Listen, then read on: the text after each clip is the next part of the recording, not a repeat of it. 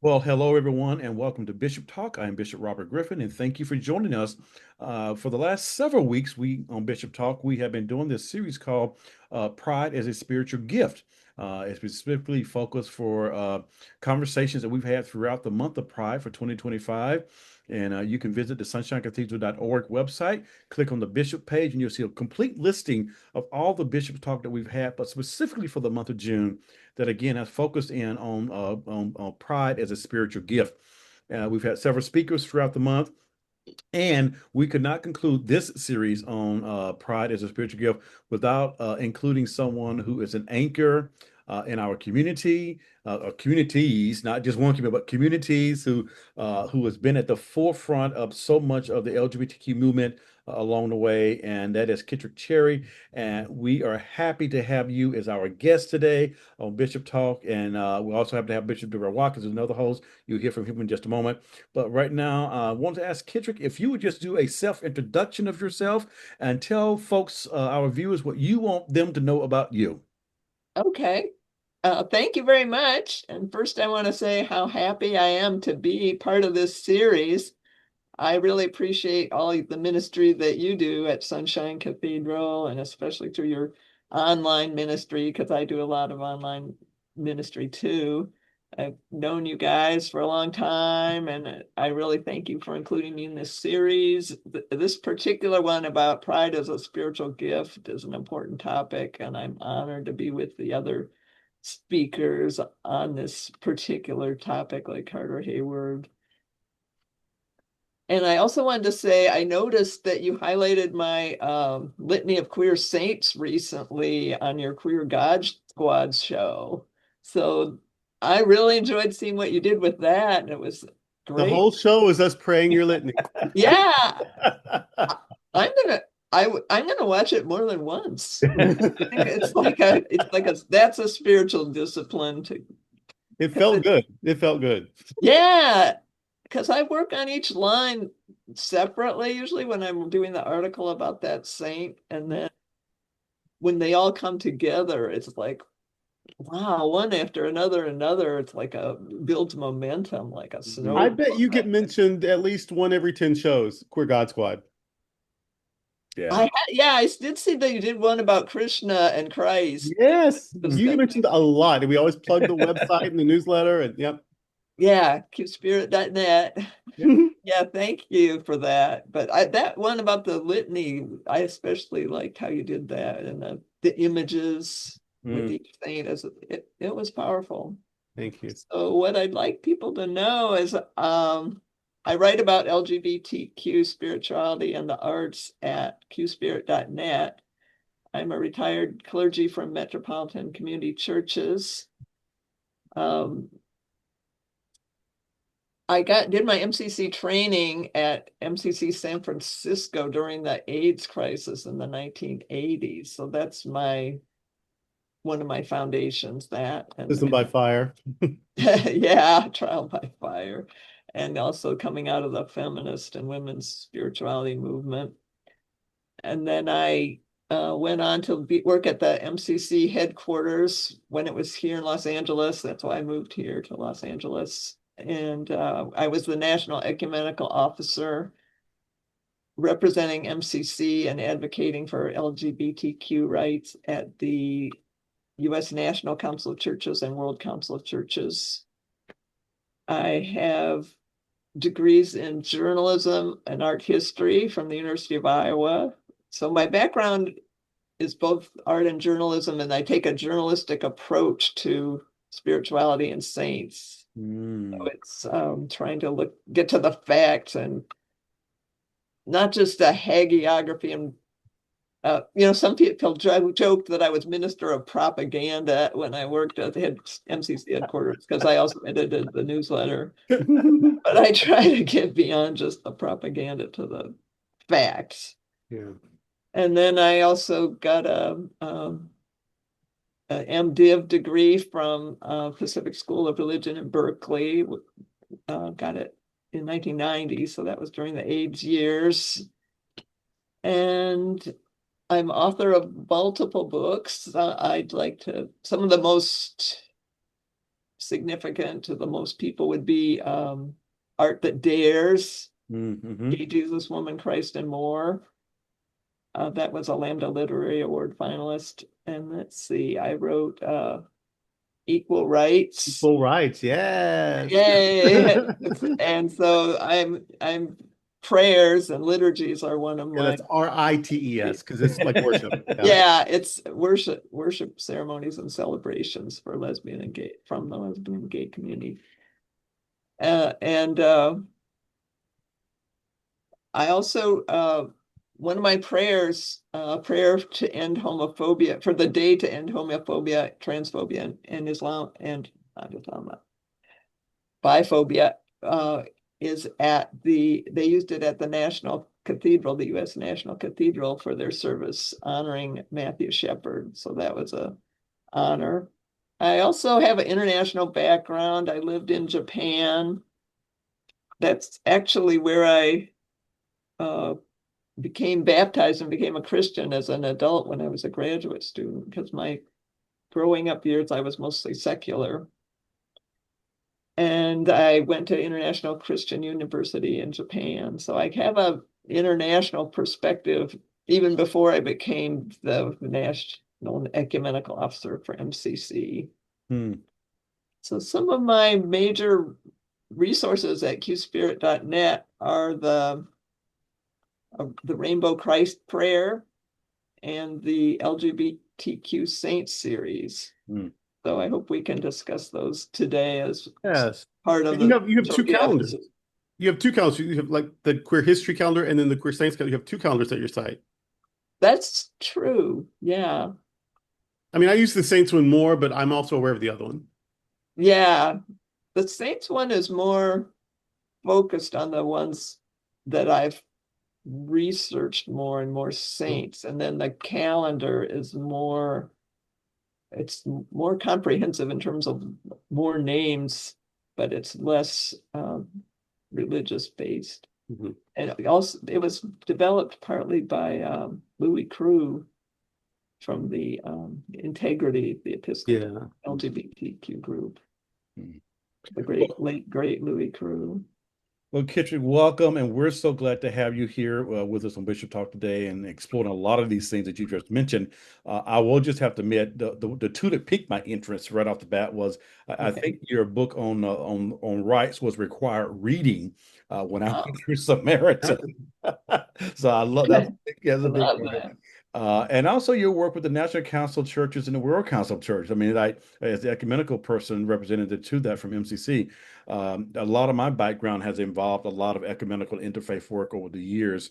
I've always, and for the, I mean, I have in my possession all of the In Unity magazines, Oh, wow. the original copies, all. Hang on to those. Oh, I have, and they've actually been. We digitized You them digitized them, yeah. many years ago, so they are available online. That's the In Unity magazine. It's all the magazines that MCC publish over the years, and there are a lot of articles in those magazines by you. So There's a lot of queer theology that got that was being done in those years, but outside the academy. So I'm afraid a lot of people don't know about it, but it's Yeah. really good stuff. yeah, and Yeah. so we have those digitized, and I'll post a link with the to the with that we will post this as well, so people can wear. So I'm just Oh, yeah.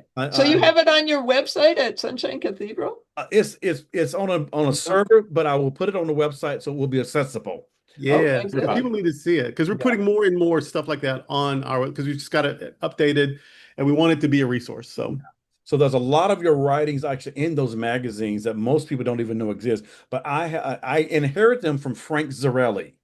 Uh, Oh, great. Fra I and I worked Frank, with Frank at the fellowship offices, yeah, and so I for used those, to so you have the same ones. I used to actually probably physically the touch some of those same very ones. ones Yes. because I would go for those to who look. watch it, we're kind of having a homeschool week right now because it's like, but yeah, Frank Zarelli sent me all the boxes that had all of those in them for digitizing, and Carlos Chavez and I digitized all of those magazines and they're available online. But we're gonna make them accessible. They used to be on the MCC website, but I think they got dropped at some point. But we're gonna put them back out there because there's just good stuff Yeah. Theological wise, National Council of Churches connections, World Council, and it's just good And theological. now the Lutherans, the Presbyterians, everyone's sort of in on it. But in those days, we had the Yeah, market cornered. Nobody else was because it Yeah. was scary. Nobody That's would do it. right. yeah. And We were doing it. we could know everybody who was like an openly gay or lesbian clergy in the whole country. And Yes. we could I'm all meet. It'd be like, I I'm don't know, probably one of 100 the people. few. I'm probably one of the few people who still have an original copy of God Gaze in the Gospel that has James Oh, Tinley in it, and oh, wow. so yeah, Yeah. I mean, the VH, we don't even have a VHS VCR player, but we got the player. tape. I have the original copy. Oh, wow. That's cool. Okay, so enough of You, that. you might you might want to connect with do you know the LGBTQ Religious Archives Network? They have a Yes. website and they might want to put a link Yeah. to the Unity magazines Yeah. too. Oh, cool. Yes. And we live right where we live right now. There is the Stonewall Library and Archives, which is just queer history from the whole country. And that's right here in Fort Lauderdale. That's National in Fort Museum. Lauderdale? Yeah. Yes. The National Stonewall Wow. Museum and And Archive. he's departed now, but their former archivist was used to be the head librarian for the New York Public Library, New York City Public Library, and before that at Columbia. So yeah, it's a great resource. Wow, that's great. Yeah. I've been wondering what's happening with the Library of Congress has some of Troy Perry's papers, and I'm wondering if that's going to get somehow purged out with how, Right. Just they history's the fired enemy the through this Librarian of administration. Congress and Yeah. they're trying to weed out books. Inside sources have told me that his works and upcoming works are well preserved in several different locations. Uh, Oh, good. oh, that's kind of an inside track that I have, but I do know that all that work is well preserved and it will be available basically on demand from now until eternity. So that work and lots We've of got your stuff from the old other stuff. from the Yeah, community. We've got a lot of stuff delivered by his own hand from Don Eastman. Yeah, we're gonna make sure this stuff yeah, is always out there. yeah. So again, welcome. Let Let's me dive know if into you need copies of some of my books. got him. Oh, okay. Unless there's some we don't know about. Yeah, I think we have them. The art one, everything.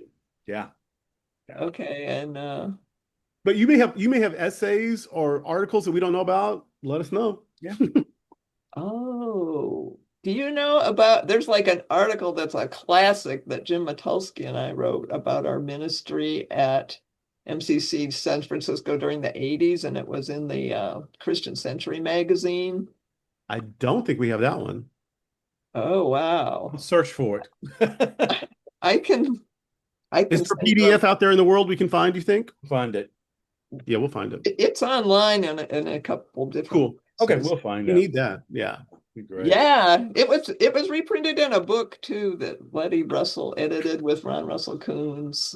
Oh, wow. So for our viewers, if you haven't caught on yet, we have a true historian with us. Not only an academic historian, but someone who's lived a lot of our history. I mean, Exactly. personal and Yeah. academic. Yeah. So Durrell, let's dive into the conversation for today. Let's get going. Oh, haven't we been We're doing already in it, but let's. it? I thought we were doing it. Are we doing it? Are we having fun yet? Yes. So you have an icon behind you, and I think we all know the iconographer. And I always tell people icons are written, not drawn. But who, Oh, but so who is that? And you use him a lot, don't you? are you talking about this one? Well, the iconographer, he makes a lot of things, doesn't he? Yes. Well, this is by Jeremy Whitner. Yes. Yes. Is he disciples? Yes, he's disciples, and he is. And now he's ordained. I think he was still a student when he made this, but now okay. ordained disciples minister. I love this one because it's a Christ with the rainbow halo Yes. and the dark skin, and then maybe I'll put it really close so you can see it better. Yeah. His eyes are very Eyes. Oh my gosh. Yeah. penetrating. And though he is a Protestant minister, you see the hand and that Eastern Orthodox form of blessing where the fingers form the Trinity, and like he seems to really pay attention to those kinds of details. Yeah, I like his work too because he uses really bold colors. Mm-hmm. And he's generous with putting rainbow halos on saints because Mm. I like the ones where it makes it clear that this saint is a saint of the LGBTQ Yes. community. Yes.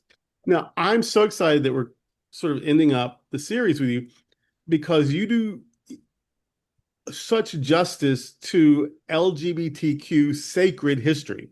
And so this idea of pride as a spiritual gift, I mean, I can't imagine anybody talking to it better than you could do. Um, how is it that you were, and of course, there's queer theologians and we all try to queer scripture and blah, blah, blah, but somehow you just see the queerness of anybody's story and you can, and in this sort of safe way, like it's not confrontive or super provocative. You just say, here it is. And it's just so beautiful and so compelling. How did that come about? How did that come Yeah, about? how did you get in on that? Wow, that's an interesting question because some of it is like, that's who I am. I guess I try to see to the heart of it. One reason I went into journalism was I was already that type of person who liked to like get to the point and see what is really going on and say it just plainly, not flowery or adding spin or emotion, but like this is what it is. So and I knew I was a lesbian from along, early years. So I kind of tuned in to where that queerness is in other people. And Mm, I mean, how I got into really looking at the saints was I did the book about art that dares, Mm. gay Jesus, woman, Christ, and more. So I was looking for the queerness of Christ. And I was very focused on Jesus and Jesus Christ, Christa. And then some of the readers told me that, yeah, we're interested in Jesus, but we really want to know about his followers and how. So, and that's the saints, the people who followed him. mhm, So I started looking at that and writing more articles about the people who followed Jesus. mhm. And then there was a big response. People loved it. Those articles were very popular. So it kind of got me going in that direction. You are a significant resource for the Sunshine Cathedral, for sure. Mhm. Oh, I'm glad. It it's great. That's one of my goals is to spread this view. But one thing, sometimes people say, well, you just want Jesus to be gay and then that excludes straight people. I don't want to do that. I see it as a spectrum and just this is one part of how you see Jesus, but Yes. part I'm focused on. Right. You've sort of done for the queer community what James Cone did with Black theology. Mhm. Yeah. Yeah, I mean, you have explored the relevance of Christ to our community. That does not exclude the relevance to other communities. That does not exclude the Asian Christ, the woman Christ, the in fact, you've done a really good job with like the immigrant, the refugee Christ. And like it's just yeah, this isn't the thing about queer theology is that it doesn't really exclude much of anything. Yeah, That's when it's that's what we done love right. about it. Yeah, actually I one of my spiritual exercises was taking some of the quotes from James Cone where he'd say something about the black Jesus and see, change it to queer and see does this still work or how does it open my eyes to the queer Christ? And it really did. So that James Cone is one of my inspirations. And you also maybe do better than anyone at Wow. finding the gender fluidity of biblical. I mean, certainly the saints are a little easier maybe because if somebody who's assigned female at birth goes into a monastery and lives as a man, okay, that's pretty easy to clock or whatever. But like the water carrier, Mm. you know, when they get the donkey or whatever, like you find these things, these gender transgressive things that we just wouldn't maybe have noticed otherwise. That's a really special gift you give us. Mm. Oh, thank you. We did do the things like that at MCC San Francisco when I was doing my, well, first I was just a member and then I felt the call to ministry Mhm. there. So it You were does come young, or you naturally look young. All those photos, you were pretty young, weren't you? in San Francisco. Yeah. Yeah. Let's see, we moved there in 85. So yeah, I was like 27 or 28 Mhm. Mm. when I started out. What would you attribute? I'm going to call it your the extra eye, if you will. What would you attribute to your extra eye and being able, like, just to you kind of seem to, like as Durrell saying, you kind of hone in on what everyone reads, but also what's not there. We didn't see it, We didn't see that. but you saw it. You Oh, caught that's it. It's like interesting. what you have a special gift with us, like as you presented in your writing and in your art. And going back to the litany of the saints. You mentioned earlier about how you nuance every sentence almost.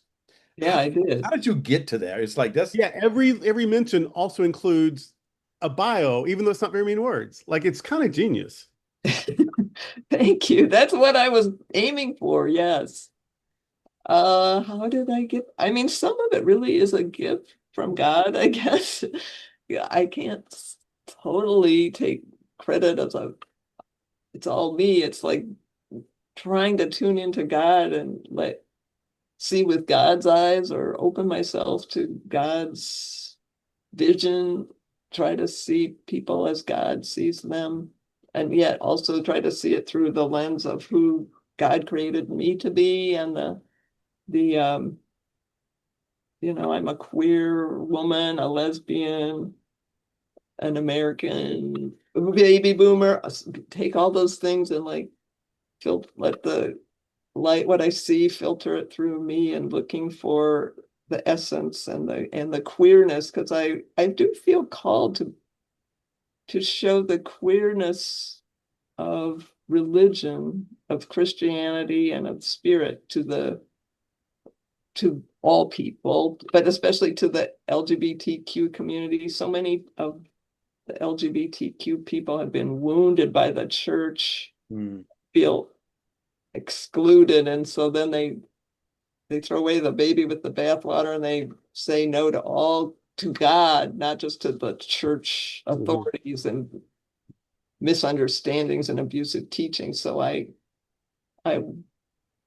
I want to make that accessible again because like I said, I became a Christian as an adult, so I really remember what it was like to live without God, not knowing Mm, there was a God, and it was lonely and hard compared mm. to knowing there's a God that loves me and created me. I want to share that with other people. So your introduction to spirituality, to religion, to the divine, it must have been friendly. Like a lot of people had a very not friendly God, but your introduction must have been a friendly God. Yeah. And I did go to church sometimes. My family sometimes went to Protestant churches when I was growing up, like Presbyterian and Lutheran. And I did sing in the choir in junior high at a Presbyterian church. And mm, well, I don't know why I'm like this here. That's what you're asking. But one thing I remember was like, I also went there when I was like in kindergarten, and I remember all these adults were saying, God is like a big, powerful man in the sky who controls everything, Not all interested. powerful. And I was thinking, but he's invisible and you'll never see him. I was thinking, is that true?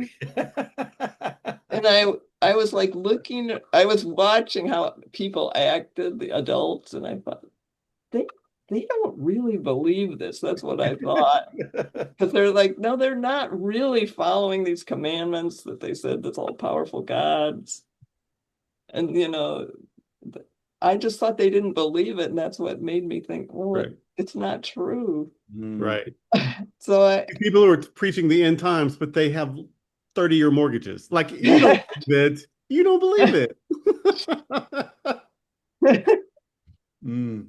But I did hear a lot of homophobic stuff, but it was from society, Yeah. the secular world, like homosexuality was a mental illness Mm. and the So studies. you were an adult, or maybe almost. You were when the American Psychiatric Association in 1973 changed that. Maybe not Uh, quite an adult, but you I was might born remember in it. 1957. I remember it. Yeah. Yeah. Because see, I was born in 66. So it happened in my Okay. lifetime, but it was way up into the 80s before I knew about it. Like Oh, I hadn't been insane for years, but I didn't know because I didn't, they weren't teaching that in Arkansas public school. So I was like, I was grown before I realized that no, psychiatry has said forever now that we're okay. oh, yeah. I mean, my experience was different, where someone I knew was actually sent to the mental hospital for being a lesbian. For they caught Wow. her with her girlfriend, who was a friend of mine too, and she got uh, institutionalized for a year Right. Mhm. or maybe more. And I guess they thought they were doing good, but from this side of it, that's just cruel. That's just cruel and unnecessary, abusive. Yeah. Now, how did you get from like God is big enough to, not like God loves gay folks, God made gay folks, but your God's even bigger than that. That's true. Because, because this Christ and Krishna thing, that is so compelling to me. I love that so much. How did you get there? Like these gods could be lovers even. Like there's so much love, they could be in love. I mean, that is amazing. That's a bold, not everybody got there, but you got there, and then we can get there following your insights. Okay. Well, one thing I want to say is, so I was talking about I wanted to bring God to the gay people who used to be religious, but I also want to just introduce God to gay people who don't even know about religion, sort Mm. of like I was. But how did I get that? I I don't it just seemed It's a spiritual gift. Like you seem to have things. It's like a spiritual gift. it's like a spiritual gift. To me, all the paths to religion to God seemed equal. Mm. I wasn't baptized as a child, and I thought all the religions were paths to God and learned about them in a secular way at like Hmm. public school. Of course, that didn't get me to Krishna. Hmm. Well, I love the music, the chants of Krishna Das, Hmm. and I was going to yoga classes too. Hmm. So I was interested in that Hindu spirituality and kind of Yeah. living it through the yoga class physically and doing yoga at home too, Hmm. and listening to some of the chants and the and reading the Bible. It all seems so similar to me, Hmm. where they're talking about love.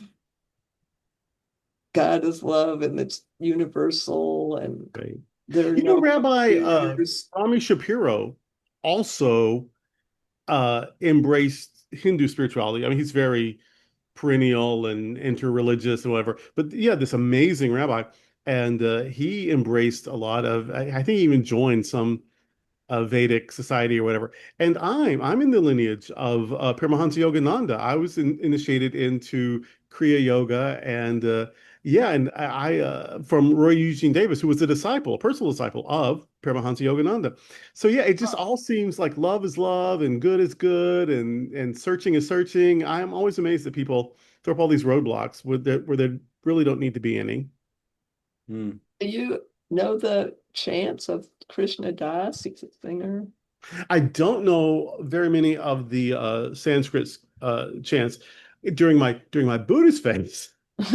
I Well, did yeah, and I lived in Japan, so I learned right. So about I the did learn Shinto there. several of the Buddhist chants, but for some reason the Sanskrit, the Hindu ones are more challenging to me.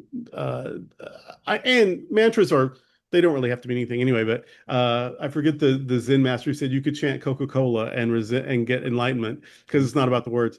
But just the whole the Indian Hindu thing, it just seems a little more complex for my brain to embrace. Whereas these uh although Buddhist also India, but the Buddhist chants were simpler enough that I could embrace them more easily. I want to Well, ask there about is some.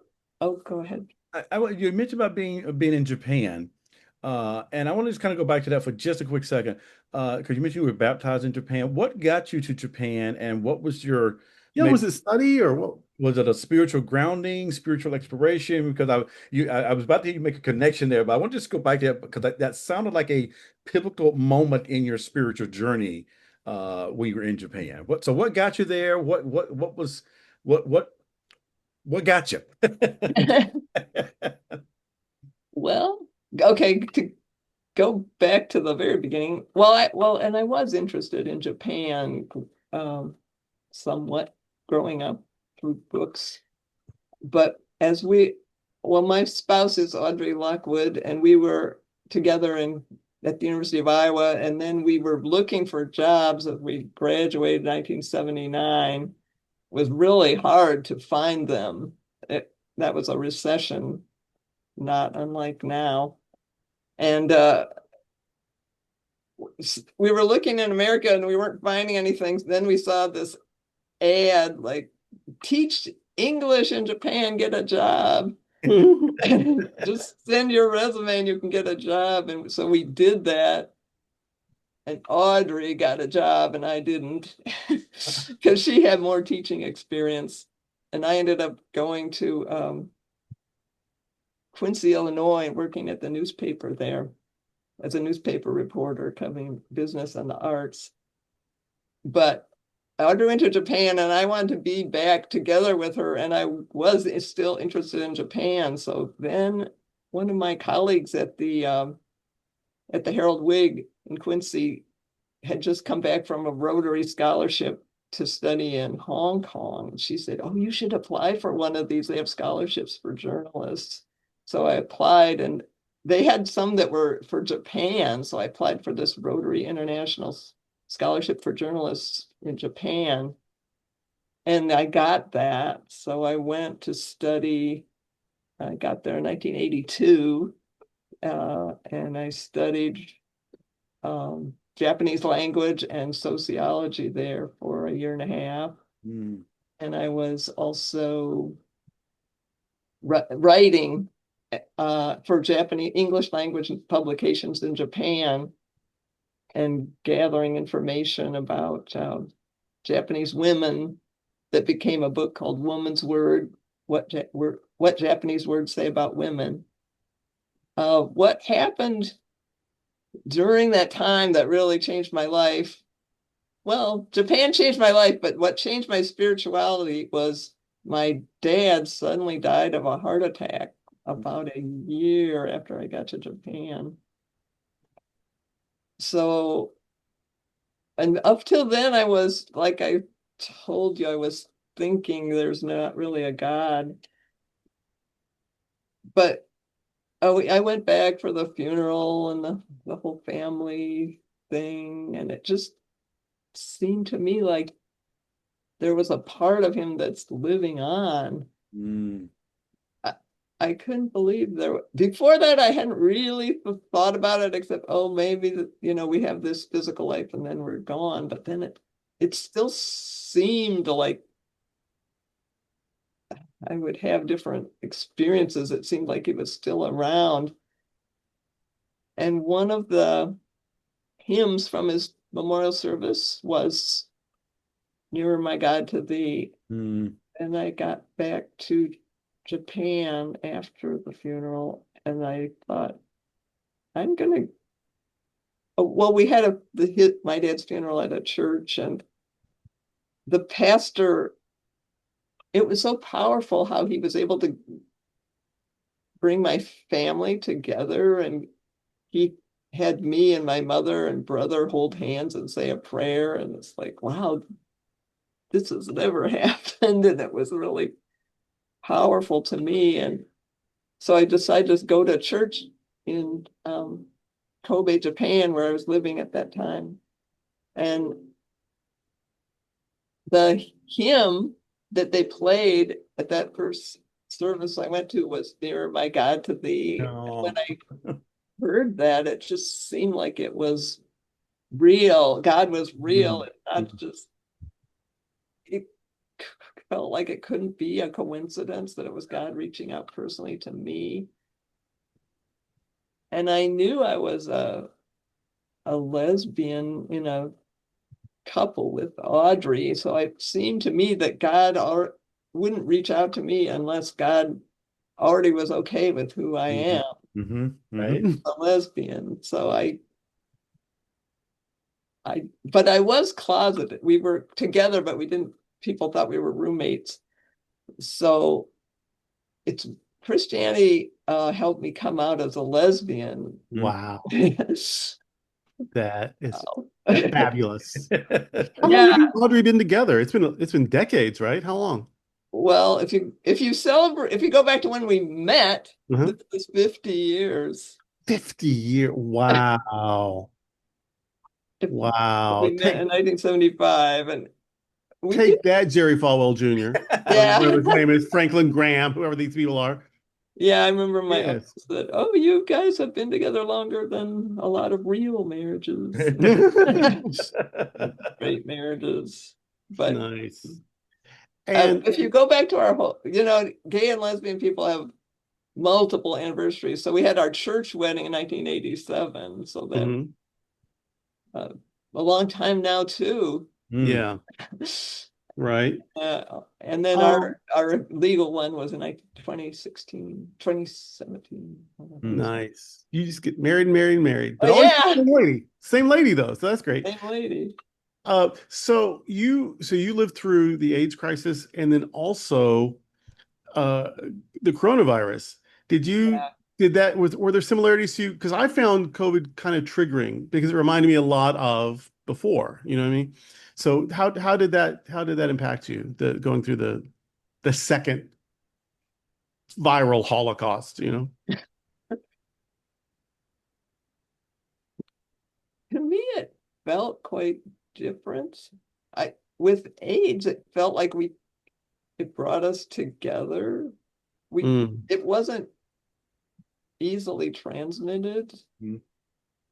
So you could hold you, I would go to well, there were lots of services where we would hold each other's hands. You could hold the hands of a person with AIDS and sit right next to them. And we never thought about wearing a mask because doctors didn't even, it wasn't maybe airborne. they thought about that during the very early years before they Mm, figured it out. But by the time I met people with AIDS in 1985, weren't, they knew it wasn't transmitted through the air. So we could give hugs and have AIDS healing services. mhm, But the COVID brought us, where they had the lockdown, stay at home, and they closed the church Mhm. mhm. for a while. We couldn't even go there. It was it was more isolating but we could connect over the internet, which is it's actually easier for me Right. because it's um because of my health conditions make it easier to just Mhm. stay home and connect with people. So it was different in that way. Um, it's more like the spirituality of the hermits helped me with Right? Mm. get through Yeah. COVID years of how Nice. they uh, withdraw from the society and spend more time just in contemplation alone or Now you've mentioned Letty Russell and you've mentioned James Cone. Apart from them, who was like a major, maybe even the most major theological influence on who's the theologian that really, other than those two, uh, who like the theologian that just like is your almost patron saint? Kyung Kyung Chung, Chung Hyun Kyung for me would be one of mine. She was a professor of mine in seminary, and I just think she's one of the best people that ever walked on the earth or whatever. And Dolores Williams would be another one. Like, who is your whose disciple are you in the theological world? The theological world. I'm thinking of John McNeil, the gay Catholic priest. Do you know his remains are at Sunshine Cathedral? He's in our columbarium. No, I do John know McNeil. that. Yes. He did live in Florida at the end. Yes. And he went to our Such a church. cathedral. And then when he died at 90, 91, we still got him. Yeah. Wow. Yeah. But no, he was amazing. Yeah. And well, Carter Hayward, truly, Oh, she's you know, one for sure. she's still going. You just had her in this series. Yep. Our Passion for Justice, that was huge. Mm.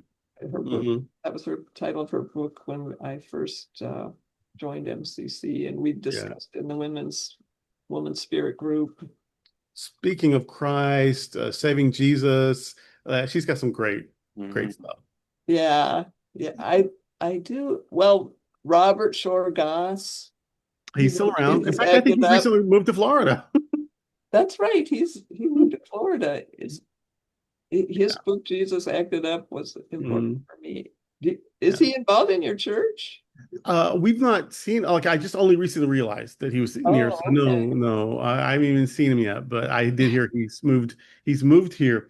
But I also want to mention Paul. She's not really a theologian, but Polly Murray is sort of a patron saint for me. Oh yeah. Her picture way in the corner. Yes. Oh, because yeah. because like way ahead with non-binary representation, legal scholar, theologian, like Polly was everything.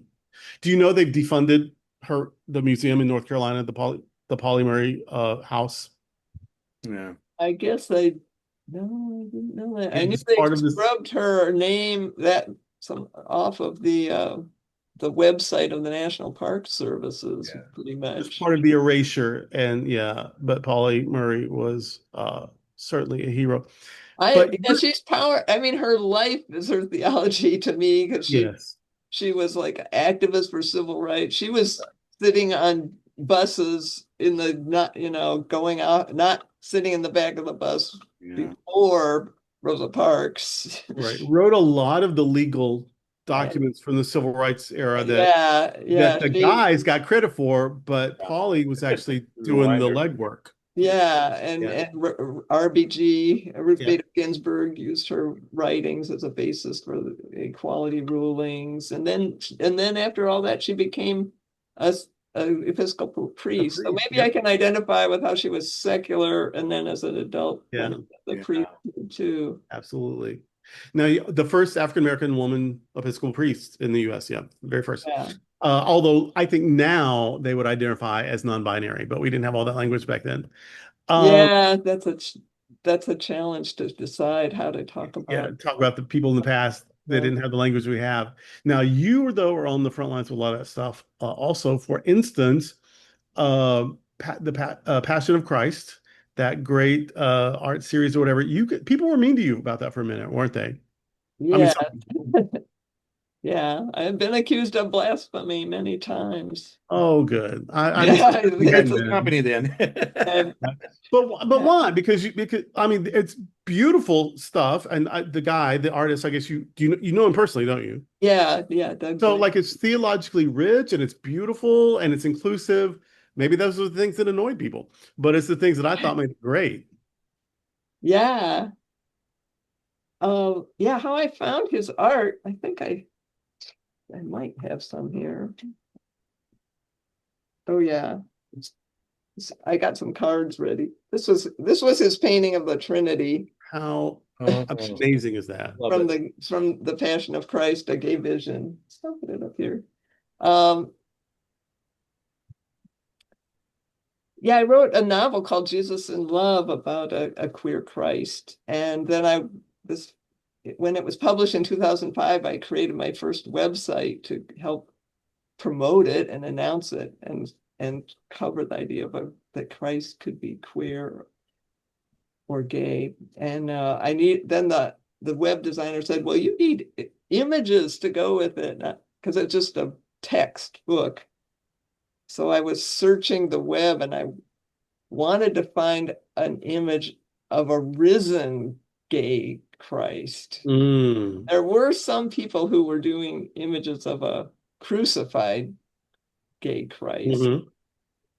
but it's very hard to find one of the risen gay Christ because a lot of people can't go that they can Right. understand that God suffers with us, but they can't Right. get to the resurrection. But Doug, his art had the resurrection too. That's part of it. And Mhm. so I contacted him. His art is what brought us together, and then we Mhm. later became friends. Well, that But was he an was amazing actually, collaboration. you know, this art is gay Christian art. It's too gay and queer for most churches, but it's too Christian and religious for most LGBTQ people. So he Right. had an exhibit of his art at a gay art museum in the Leslie Lohman Gallery of Gay Art in New York City, and it wasn't very well received. Hardly anybody cared Wow. the I think first it's time he amazing. exhibited it. Yeah. And so when I called him, he he was like, "Oh yeah, you can use my art. I'll send you the slides. Nobody cares about it anyway." He was depressed. You And, resurrected his and yeah, work. I resurrected. I was like, "This stuff is great." It is great. And And the people that, it grew into a whole big thing of people really, when the right people saw it, right. suddenly their eyes were And opened. then And you got the flag for it. yeah, that's true because But the Roman soldiers as Nazis, I thought that was genius. Although maybe today he'd put them in red baseball caps. oh, right. Yeah, I, I don't, yeah, he might. He did do a second series that has the more dark-skinned Jesus, Mm, but he didn't. That was pre-MAGA too. yeah.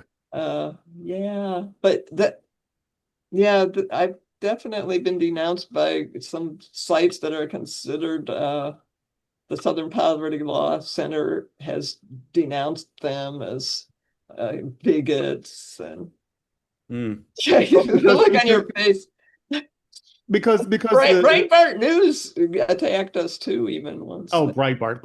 But the but Southern that's right. Is it because they were all sort of Caucasian? Is that why they were annoyed? No, they denounced the people who denounced me. Right. Oh, excellent. Okay, now I'm happy. Okay, Groups good. that are officially On the list. labeled as Oh, okay, excellent. Now I'm because I'm like, really? The Southern Poverty? They're the good guys usually. Okay, good, good, good. no, yeah, they're the good guy. I guess I'm saying, like, giving some credentials to my critics. It's not Yeah, just a few crackpots. It's like actual organized yeah, websites that have been checked out and yeah. determined. But if Breitbart is mad at you, that's a badge of honor. Good. Yeah, Yeah, you'd never want them to like what you're doing. yeah. And I still get the comments on my blog about you're going to burn in hell. Yeah. Why is that compelling me one? Why would you even, if you thought that was true, why would you have 2 seconds for that God? I never understand that. Mm. If your God is a monster, why is that your God? I don't understand it. I don't know. It is hard to, go figure out how to deal psychologically with this. Think about Jesus' thing of love your enemies, and Mm.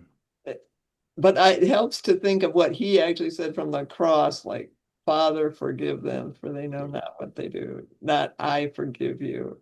Right. Ask God to forgive them. Maybe I can't get there, but maybe God, Maybe. God will forgive you. I like that. Mm.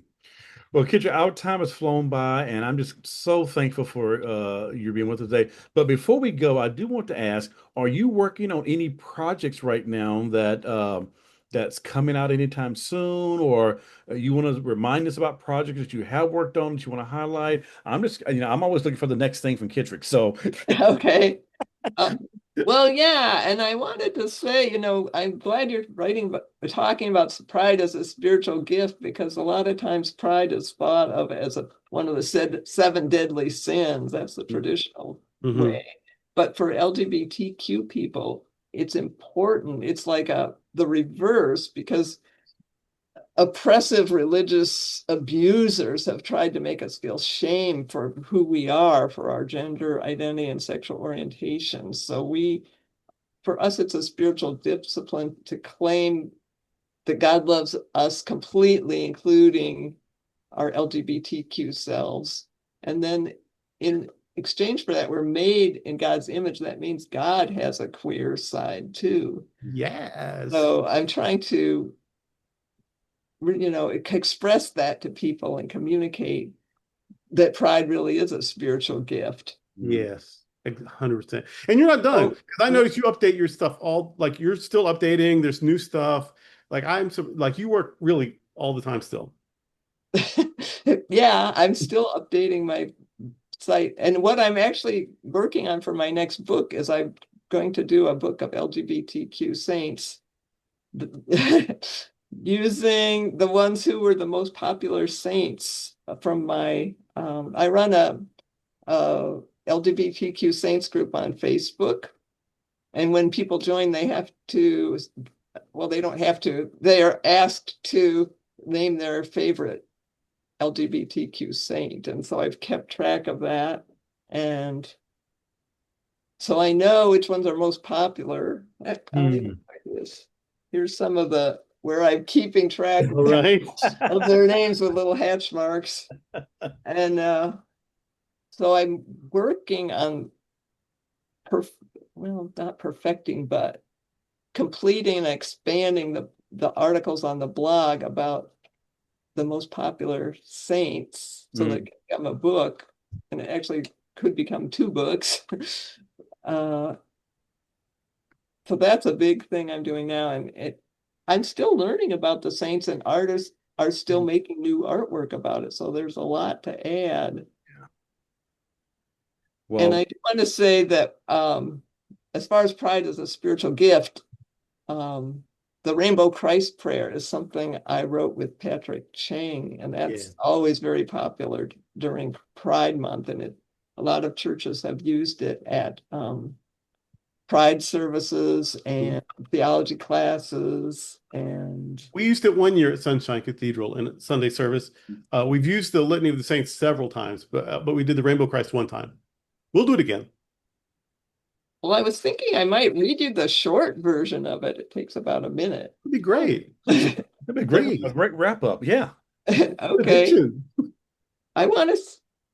One introduction to this is what it is taking the colors of the rainbow flag and matching it with the spiritual gifts that come from the LGBTQ community. But just as the flag has evolved over the years, this prayer has evolved too, and other lines have been written for Black and brown and trans colors. But I'm just going to go with the original Rainbow Christ Prayer with the original 7 colors that match 7 models of the queer Christ that Patrick developed in his book From Sin to Amazing Grace. Rainbow Christ, you embody all the colors of the world. Inspire us to celebrate each color of the rainbow. Red gives us life. Self-loving Christ, you are our root. Orange stirs our passion. Erotic Christ, you are our fire. Yellow awakens our courage. Out Christ, you are our core. Green moves us to love. Transgressive Christ, you are our heart. Blue frees us to speak. Liberator Christ, you are our voice. Violet clears our vision. Interconnected Christ, you are our wisdom. The colors of the rainbow are distinct, but they all shine together to make one light. Hybrid Christ, you are our crown. Rainbow Christ, you are the light of the world. May the rainbow lead us to experience the whole spectrum of life. Amen. Amen. Man, I Thank love you that. so much. Thank you. Well, thank you for that reading, and thank you for being with us, and thank you for continuing to give to our community in so many different ways. Things you've written and done in collaboration and along, and things that I'm now looking forward to the next book. So thank you, Yeah. Kittredge, for being with us today. And again, blessings on your journey and in all your work. And what should give folks your website address and that information one more time before we go. Oh, my website is qspirit.net. Please Excellent. come and check it out. And I have a Love monthly it. newsletter too, Yeah. the Q Spirit newsletter. All right. Well, thank you, Kid, for being with us. Thank you, Bishop Durrell Watkins, for being with us today. Thank you for watching with us today. Again, you can find all this at sunshinecathedral.org. Click on the Bishop, and you'll see a whole list of all the series that we've done. And also can find it on our YouTube channel as well. Again, thanks everyone for being with us, and we'll see you again real soon. Thank you. Bye-bye. Goodbye.